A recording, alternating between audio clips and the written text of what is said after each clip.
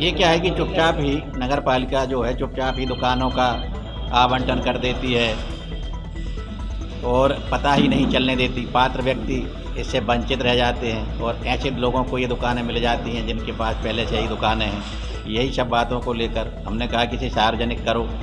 मुद्दा था 5 दुकानों की नीलामी क्यों नहीं हुई, जबकि वो तो साथ में ही है, 31 की जब हो रही है। तो ये छुपा छुपाउल वाला जो कार्यक्रम ये कर रहे हैं ये सही नहीं है, इसलिए हम लोगों ने आपके साथ मिलकर प्रेस कॉन्फ्रेंस की। और स्पष्ट कर दूं, तथाकथित लोग हम पर आरोप लगा रहे हैं नगर पालिका के इतिहास में पहली बार पारदर्शी तरीके से नगर पालिका दुकानें बेच रही है ऑनलाइन सिस्टम से। आज तक कभी इतिहास में नगर पालिकाओं ने ऑनलाइन सिस्टम दुकानें नहीं बेची।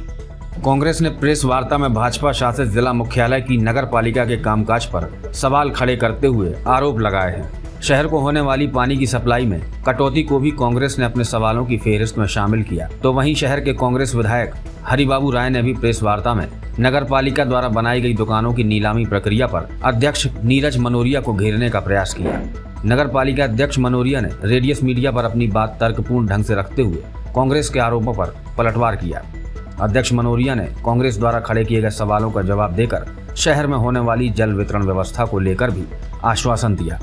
अशोकनगर से शिवम तिवारी की रिपोर्ट।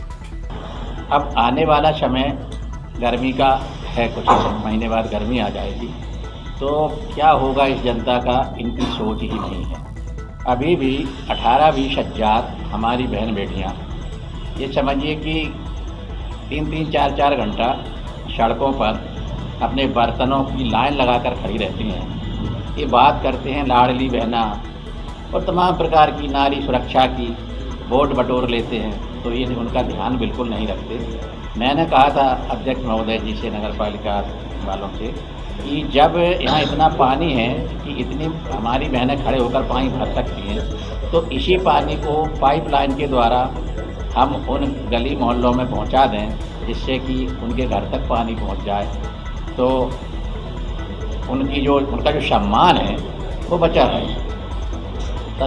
इसके बाद उन्होंने कहा था कि हाँ मैं ये प्रयास करूँगा, पर अभी तक मुझे तो नहीं दिखा। अब आप सभी बुद्धिजीवी हैं, पत्रकार बंधु महोदय, मेरा आप लोगों से भी कहना है कि आप इस पेयजल समस्या को जोर शोर से उठाएं, लोगों तक आने वाली परेशानी को ज़रूर आप बताएं और ये कैसे इससे निपटें। आप लोगों को भी यदि कोई सुझाव आपके हों तो वो आप अपने लेखनी से लिख सकते हैं, बता सकते हैं और सचेत कर सकते हैं इस गूंगे बहरे प्रशासन को।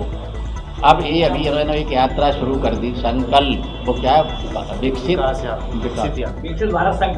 भारत संकल्प। अब ये बताइए, ये हमें इस यात्रा से कोई परहेज नहीं है, परंतु आप बताइए कि इस यात्रा का औचित्य क्या है, ये क्या बताना चाहते हैं कि क्या ये विकासशील भारत विकसित की स्थिति में पहुंच रहा है क्या? इन्होंने स्मार्ट सिटी के वादे किए, अशोकनगर को किए, मुंगावली को किए, ये अंडर ब्रिज इतनी बड़ी समस्या कितने वर्षों से बना हुआ है, तो अभी भी लोग हर दिन कहते हैं कि ये अंडर ब्रिज कब चालू होगा। इस ओर इनका कोई ध्यान नहीं है, शहर की तरफ तो ध्यान है ही नहीं। तो आप सब लोग इस ओर ध्यान आकर्षित करें, कल आपकी सारी खबरें आएंगी। एक और मैंने कल एक खनिज अधिकारी से मैंने बातचीत की थी कि ये पलका टोरी में जहाँ जो मुरम खोदी जा रही है ये वैध है या अवैध है, तो अधिकारी महोदय ने कहा कि मुझे जानकारी नहीं है। तब मैंने उनसे कहा कि आप कैसे अधिकारी हैं, तो बोले मैं तो परिवार में आया हूँ साहब, 2 दिन हुए हैं। तो मैंने कहा चलो ठीक है, आप पता करके बताओ मुझे, ये लीज की मुरम खोदी जा रही है कि चाहे कहीं खोदी जा रही है जहाँ लघु उद्योगों को विकसित करना है, बेरोजगारों को रोजगार देना है, इस ओर तो ध्यान नहीं दिया जा रहा। खदानों की ओर ध्यान दिया जा रहा कि खदानें खोद डालो और इसको पूरा बिगाड़ दिया है। अब आप लोगों का भी एक फर्ज बनता है, मैं आपसे विनय कर रहा हूँ, आप चौथा स्तंभ हैं लोकतंत्र के, कि कभी आप लोग इन मुद्दों को उठाएं तो बेहतर होगा। उठाना चाहिए आप लोगों को कि ये क्या हो रहा है, मौके पर भी जाना चाहिए। ये अपना ही शहर है, अपने ही लोगों को वहाँ रोज़गार मिलेगा, अपने ही युवा वहाँ काम करेंगे। तो उन्होंने मुझे अभी तक ये जवाब नहीं दिया। कल भी मैंने रात में फिर उन्हें दोबारा फ़ोन लगाया कि आप ये तो बताइए वैध उत्खनन नहीं अवैध। तो उन्होंने कहा कि साहब एक वहाँ पे लीज तो हुई है। तो मैंने कहा क्या जहाँ से खोद रहे हैं वहीं पर हुई है? नहीं, ये जानकारी नहीं है मुझे, अब उसका मैं सीमांकन करवाऊंगा। मन में झांकें।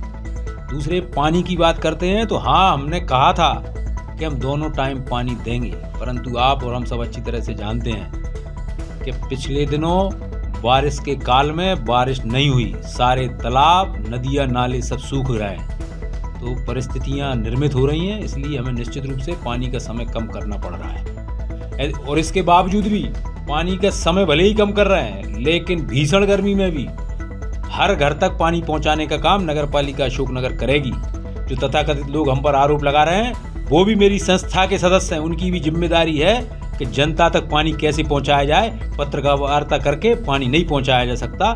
आइए कंधे से कंधा मिलाइए। और मैं माननीय विधायक जी से भी कहना चाहता हूं कि माननीय विधायक जी, अब आपकी भी महती जिम्मेदारी है कि है शहर में पानी कैसे पहुंचे, तो हमारे साथ बैठिए और जनता की इस गंभीर समस्या का समाधान करने के लिए जो संभव हो सके वो करिएगा।